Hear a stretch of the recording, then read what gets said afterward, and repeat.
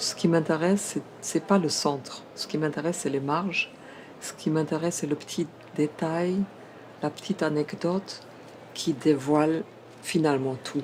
Et ça, c'est ma façon de procéder, c'est ma façon de regarder. Je regarde toujours en biais. Je n'ai pas d'approche frontale. Je viens par la petite porte, je viens par la fenêtre, je viens et je trouve quelque chose qui était négligé par les autres, un petit détail qui va donc à moi, écrivain, dévoiler tout le tableau. C'est vrai qu'on a accentué le roman en France sur ce métier, mais ce que fait finalement le protagoniste de ce roman, ça veut dire se mettre à l'enquête et fouiller et rechercher et d'essayer de comprendre l'histoire et aussi de regarder et comprendre la vie d'une morte, euh, c'est le travail d'un écrivain. On regarde de l'autre côté. Héritage est pour moi un mot très important parce que je suis héritière.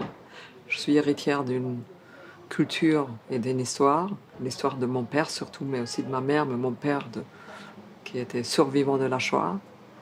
Je sais aujourd'hui, je suis héritière de cette histoire, me suis battue de nombreuses années contre cette histoire. Ce qui nous détermine, c'est pas seulement ce qu'on a reçu, c'est aussi et surtout ce qu'on fait avec cet héritage, ou contre cet héritage, ou c'est nos actions, c'est nos pensées, c'est pas seulement l'héritage, exactement. J'ai un regard sociologique et politique sur le monde et je trouve que de plus en plus de gens dans nos sociétés modernes sont alignés quasiment de leur existence et de leur vécu. Vous avez une uniformisation aujourd'hui, pas seulement des goûts, des espérances, d'idées reçues, une réaction qui est très forte et parfois très politisée et dangereuse. Il y a peu de risques que je le lise en allemand. Ça, c'est à madame. Hein? On m'a demandé très souvent comment ça se fait que moi, femme, j'ai un protagoniste homme, un jeune journaliste français, donc il est homme, il est français, il est plus jeune que moi, mais comment ça se fait que je choisis ce protagoniste? Mais à travers lui et à travers son regard, je décris plein de femmes. Je les décris et c'est ça que je trouvais très amusant, c'est de décrire des femmes de toute classe, de tout âge, à travers le regard d'un homme.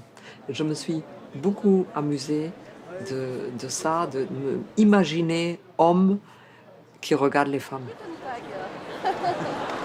Si vous lisez un polar, oui, parce que je ne suis pas un écrivain polar, je suis ici parce que j'écris un polar. Pourquoi j'aime pas le mot prédation? Parce que prédation dit qu'il y a un qui chasse et un qui est gibier ou victime.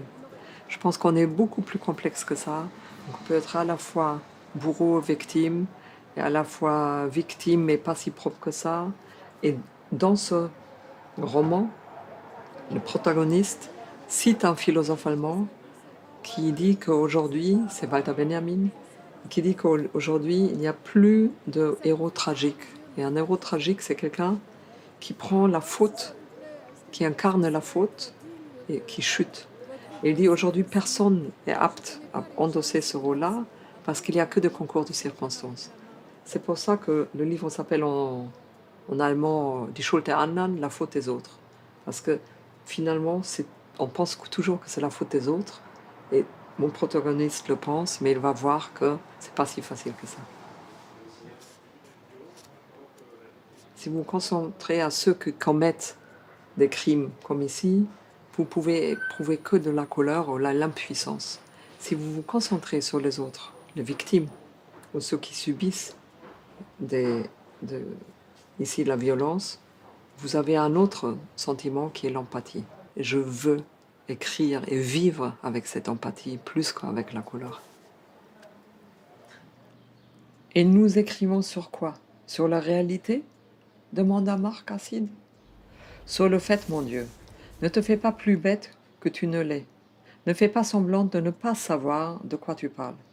Mais le fait ne sont eux aussi qu'une construction. La réalité, Pierre, ce n'est rien d'autre que ce que nous créons nous-mêmes.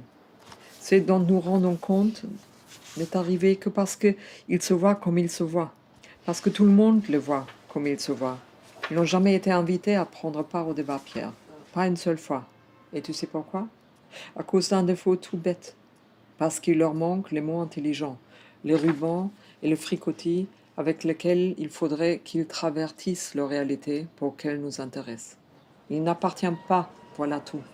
Ils sont dans les gros titres, peut-être, dans le taux de chômage, dans les cohortes de manifestations en grève, devant les usines qui ferment, dans les histoires de voitures brûlées, dans les avancées de eurosceptiques, dans ce que tu veux, mais jamais, jamais, ils ne sont sujets ni individus. Jamais, ils ne peuvent être sur le pied d'égalité avec nous, quoi qu'ils fassent, car ils ne maîtrisent pas le discours.